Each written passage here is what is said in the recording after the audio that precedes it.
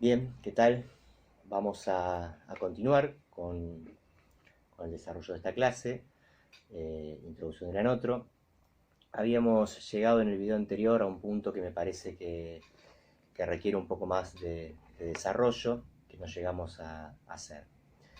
Estábamos en el punto de la cuarta respuesta que Lacan da a por qué no hablan los planetas, y que tenía una particularidad respecto a las anteriores, que es que Lacan alude implícitamente ahí a un agente de este hecho que los planetas no hablen, que se los ha hecho callar.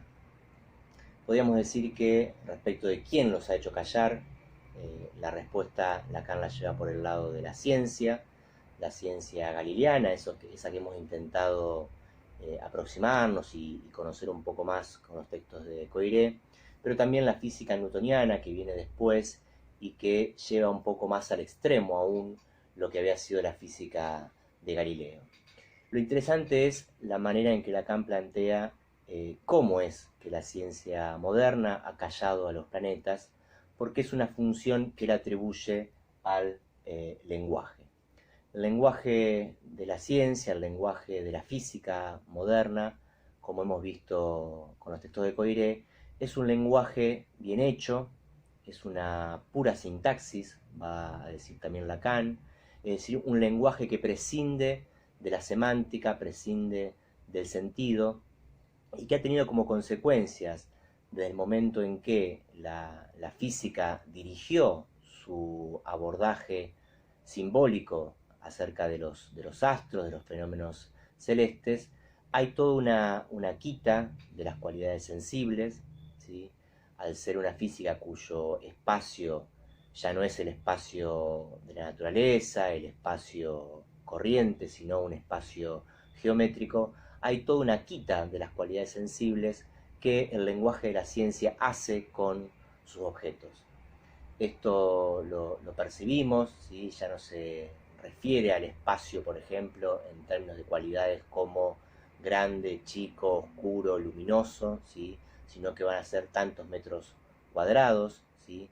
Que la explicación de ciertos fenómenos naturales ya no se va a hacer apelando a estos planetas que antes hablaban y que respondían, por ejemplo, a las plegarias de los hombres con la lluvia, sino que la lluvia ahora va a ser un fenómeno meteorológico explicable a partir de ciertas fórmulas.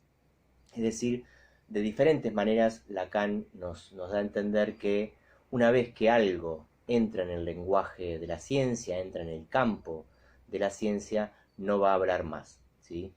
Y ese lenguaje es el lenguaje de las fórmulas, un lenguaje ultra simple, dice Lacan, que bien se puede resumir en un par de letras, ¿sí? Pensemos, por ejemplo, en la fórmula de la energía, ¿sí? Que es igual a masa por velocidad al cuadrado. Eh, Hay, digamos así, en este lenguaje, en esta sintaxis de la ciencia, algo que no va a ser apto para la función de la palabra, ¿sí? Estas letras, que también son significantes, como vamos a ver luego, pero un tipo de significantes muy particular, que son significantes que no están hechos para ser dichos, que no se pueden decir. De hecho, las fórmulas matemáticas no entran en el campo de la palabra, sino que solamente se puede escribir, ¿sí?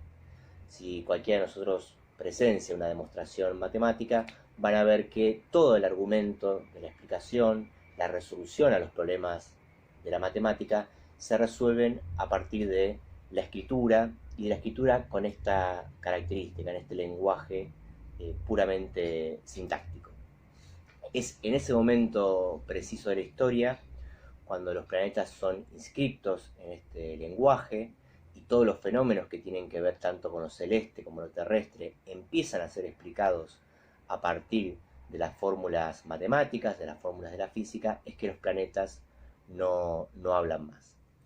Y en el horizonte, no olvidemos que, así como la política, en el caso de Hitler que vimos, cierta orientación del psicoanálisis post-freudiano conducían a un resultado similar, también la ciencia ha intentado, dice Lacan, callar a los hombres, tratándolos como si fueran planetas, como si fueran lunas, y eso se entiende un poco más ahora con este lenguaje que caracteriza la ciencia.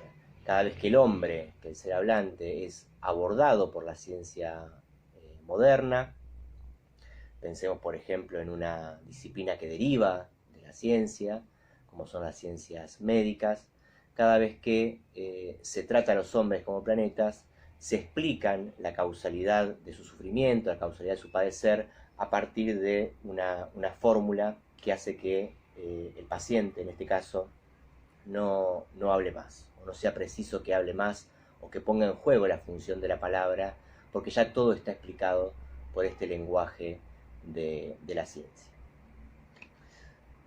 Eso en cuanto a esta cuarta respuesta, insisto, la verdadera para Lacan, la que tenemos que retener para ir familiarizándonos con las consecuencias que tiene el lenguaje de la ciencia en el ser hablante, y el hecho, dice Lacan, de que lenguaje en ese punto no se confunda con palabra.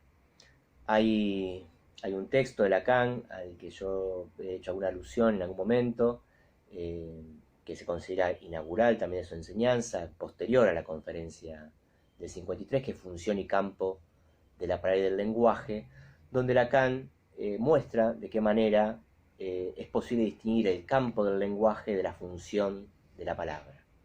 Es decir, hace falta el lenguaje para que haya palabra, ¿sí? Pero la función de la palabra no habita todos los lenguajes, o no todo lenguaje es apto para poner en juego la función de la palabra.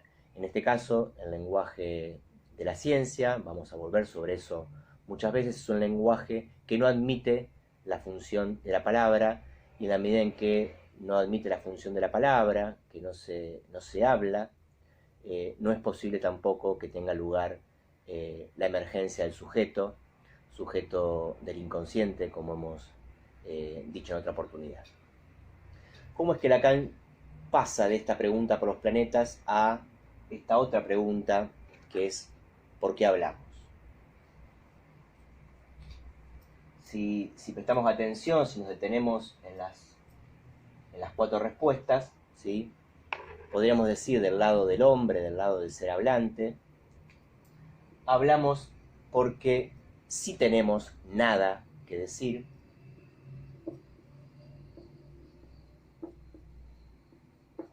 en general pensamos que hablamos porque tenemos algo para decir, ¿no? Pero acá la consecuencia directa del planteo de Lacan es, por el contrario, que tenemos nada para decir, que hablamos porque hay una nada, ¿sí? Que representamos, ¿sí? En esta figura topológica del toro. Es en la medida en que estamos constituidos por un agujero que tenemos una nada que nos permite hablar, que sí está presente en el ser hablante la dimensión del tiempo. Existe el tiempo a partir de que se habla, que sí tenemos boca,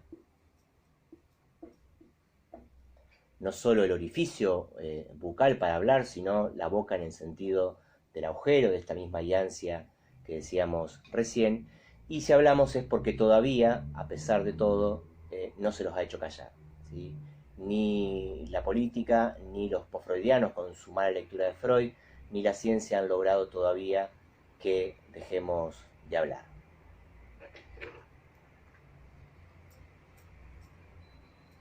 Y esto lo lleva a Lacan a otra consideración que tiene que ver con el hecho de que no seamos lunas, que no seamos planetas, que tiene que ver con una anécdota que él refiere al final de su clase anterior. Él dice que cuando terminó ese seminario, un seminario justamente oral, un seminario en el que estuvo hablando, no se quedó demasiado contento con cómo había salido la clase, ¿no? Le pareció, dice él, que voló demasiado alto, que llevó las cosas demasiado lejos y que quizá no se comprendió demasiado lo que había querido decir. Y que sin embargo, al poco de terminar la clase, un grupo de personas se acerca, ¿sí? Y lo felicita por la clase, le dice que había estado muy interesante. Y entonces Lacan dice, caramba, en ese momento me sentí contento, ¿sí? pasé de mi no contento respecto de mi propia visión, de mi propia lectura de cómo había salido de la clase, a ponerme contento porque los otros estaban contentos, ¿sí? Entonces Lacan se pregunta, bueno, ¿cuándo soy verdaderamente yo? ¿Cuando estoy con mi descontento o cuando me pongo contento porque los otros están contentos? ¿Sí? Y dice que en ese punto él se diferencia de un planeta. Podríamos decir entonces que la diferencia entre los planetas y los seres hablantes también pasa por la dimensión del otro. Y Lacan se ocupa de aclarar que no debemos dejarnos engañar por el hecho de que en este ejemplo que él se le ocurre, ¿no?, contarnos, se trate de sus semejantes, es decir, de lo que vamos a llamar a partir de ahora los pequeños otros, ¿sí? Fíjense en la página 354, ¿no? Quizá el hecho de tratarse en esta ocasión de mis semejantes, ¿sí?, de esos otros que se pusieron contentos aunque él no estaba contento, no les engañe, ¿sí? Tomé este ejemplo porque me había jurado tomar el primero que aparecía tras pregunta con que los dejé la vez pasada, ¿sí? Pero espero hacerles ver hoy que sería error creer que se trata aquí del mismo otro, y lo escribe aquí con minúscula, del mismo otro del que a veces les hablo, ¿no? Ese otro que es el yo, o para ser más precisos, su imagen. Aquí hay una diferencia radical entre mi no satisfacción y la satisfacción supuesta del otro. No hay imagen de identidad, reflexividad, sino relación de alteridad fundamental. Es decir, que Lacan se ve en la necesidad de distinguir una alteridad que es del orden de lo imaginario, ¿sí?, del orden especular, de la relación que tiene el yo con sus semejantes, ¿sí?, que son su imagen a su vez, de un otro que a partir de esta clase Lacan va a empezar a escribir con mayúscula y que va a ser el otro simbólico, el otro de la alteridad radical. Es para clarificar un poco más esta diferencia entre el pequeño otro y el gran otro, entre el yo y el otro, entre el lenguaje y la palabra, es que Lacan propone el esquema lambda, un esquema que nos va a servir para diferenciar por un lado lo imaginario de lo simbólico, como ahora vamos a ver, diferenciar el pequeño otro del gran otro y el yo del sujeto.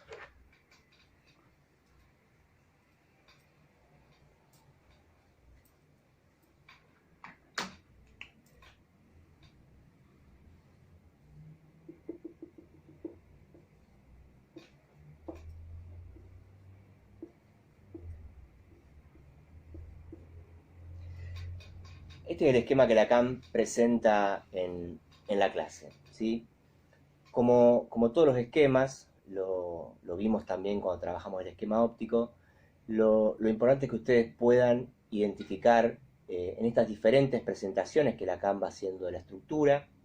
Siempre se trata de la estructura en los esquemas, de mostrar de qué está hecha la estructura del ser hablante. Siempre es importante identificar los lugares, es decir, que designan esas letras del álgebra lacaniana, cuál es la función que esas letras tienen a partir del lugar que ocupan y cuáles son sus relaciones, ¿sí?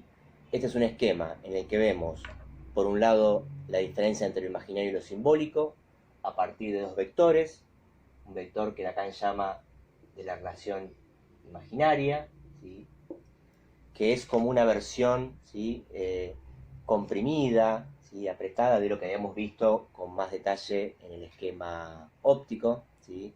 Si se fijan hay cierta similitud entre los esquemas.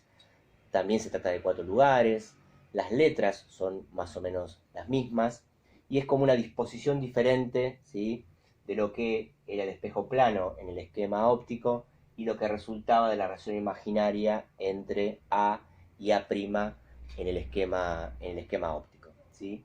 Vamos a tener una línea imaginaria, una relación entre el yo y el pequeño otro, su semejante, que Lacan escribe con la misma letra, solo se diferencian por una prima, porque efectivamente, dice Lacan, estos dos lugares son intercambiables, ¿sí? En la medida en que yo es otro, ¿sí? El lugar del yo y el lugar del pequeño otro, el lugar de lo que va a ser también el objeto después, es intercambiable, como es intercambiable la especularidad o la relación imaginaria siempre que aparece presentada de esta manera. Y una relación simbólica, ¿sí? Que va del gran otro al sujeto, ¿sí? Podemos decir que la mayúscula, el otro con mayúscula, es el otro del sujeto, del mismo modo que el pequeño otro, el semejante, es el otro del yo. A esta línea simbólica,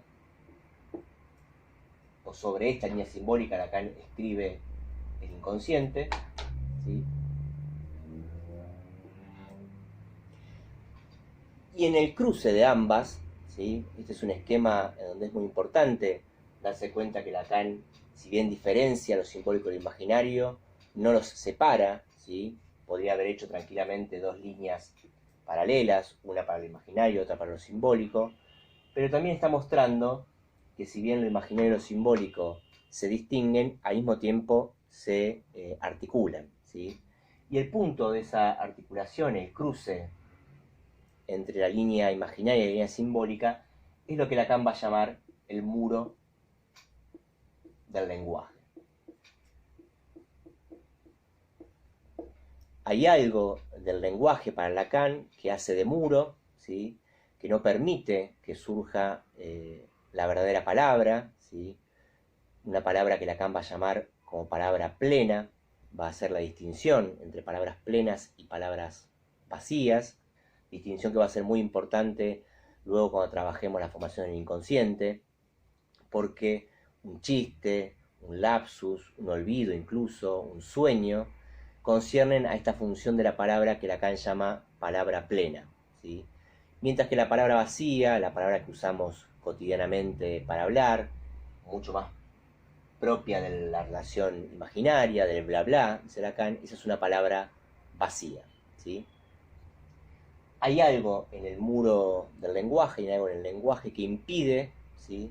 Que accedamos a una relación con los verdaderos otros, con el otro simbólico, que es el otro también llamado compañero del lenguaje o tesoro de los significantes. Esta relación entre el otro y el sujeto, por ese motivo aparece trasvasando el muro del lenguaje en forma punteada, indicando Lacan ahí que el discurso, el decir, ya no es continuo, ¿sí? Sino que hay algunos momentos, algunas escansiones en el discurso, como puede ser un chiste, un lapsus, un olvido, en el que se produce algo de la dimensión inconsciente, ¿sí? Por otro lado, este es un esquema que para pensar las relaciones entre los elementos, Lacan le asigna vectores, no son simples líneas, ¿sí? Sino que funcionan como vectores. Esto quiere decir que son líneas que tienen una cierta orientación. Esa es la diferencia entre una línea cualquiera, una recta, ¿sí? Y un vector, es decir, algo que tiene una orientación hacia un lugar o hacia otro. En este caso, Lacan vectoriza este esquema de esta manera, ubica una línea que va del gran otro al yo, ¿sí? Una línea que va del gran otro al sujeto, una que va del sujeto al pequeño otro, al semejante, y una que va del semejante al yo. A partir de esta vectorización es que se puede comprender un poco cuál es la función que tiene cada uno de estos elementos y cómo se relacionan entre sí. Fundamentalmente lo que tenemos es un lugar, que es el lugar del gran otro, del cual, si se fijan, solo parten flechas, es decir, no llegan flechas al gran otro, sino que las flechas parten del gran otro, y eso hace del lugar del otro, para Lacan, un lugar determinante, pero no determinado, ¿sí? Eso está indicando el hecho de que las flechas solo partan del gran otro, que el otro determina los otros tres lugares del esquema, determina de manera directa al yo, determina de manera directa al sujeto, ¿sí? Y de manera indirecta al pequeño otro, y vuelve a determinar al yo una vez más. Es decir, es un lugar que es determinante de los otros, pero que él mismo no está determinado por los otros lugares. En el polo opuesto de ese gran otro está el yo, el cual tiene la particularidad de que solo recibe flechas, ¿sí? Con lo cual, siguiendo esta lógica, el lugar del yo para Lacan va a ser un lugar determinado, pero no determinante. Y eso está indicado por la llegada de flechas de diferentes lados, ¿sí? El yo está determinado por el gran otro y está determinado por el pequeño otro. Él, como tal, como lugar, no determina nada, ¿sí? Lo cual es absolutamente solidario de la lectura de Freud, que Lacan hace, en el sentido de que, como decía Freud, el yo ya no es amo ni señor en su propia casa, el yo no sabe lo que dice, no sabe lo que quiere, ¿sí? Es objeto, el mismo yo, de una determinación inconsciente que hace que él diga, ¿sí? Que él hable, que él haga, en función de las determinaciones que le vienen de los otros lugares, tanto del lugar simbólico del gran otro, como de la relación imaginaria con sus semejantes. Por el otro lado, tenemos las otras dos posiciones, el lugar del sujeto y el lugar del pequeño otro, que son lugares determinantes y determinados, ¿sí? El sujeto determina al pequeño otro, pero es determinado por el gran otro. El pequeño otro determina al yo, pero es determinado por el sujeto. Es decir, que estos cuatro lugares, ¿sí?, se corresponden a cuatro funciones diferentes. Un lugar que es determinante, pero no determinado. Un lugar que es determinado, pero no determinante. Y dos lugares que son determinantes y determinados a la vez, ¿sí? Esto dice mucho de la función que Lacan le está atribuyendo a cada uno de estos elementos. Por otro lado, Lacan ubica en el lugar del sujeto, creo que algo de esto les adelantó Héctor en el teórico, solo provisoriamente Lacan va a designar al sujeto con la letra S, ¿sí? Luego va a ser la letra con la que designa el significante en su álgebra, pero Lacan en esta época, por un lado, todavía no tiene la noción de sujeto barrado, que se escribe de esta manera en su álgebra. Lacan inventa la noción de sujeto barrado mucho más adelante en su enseñanza, por lo cual todavía en esta época, en el 55, usa la letra S.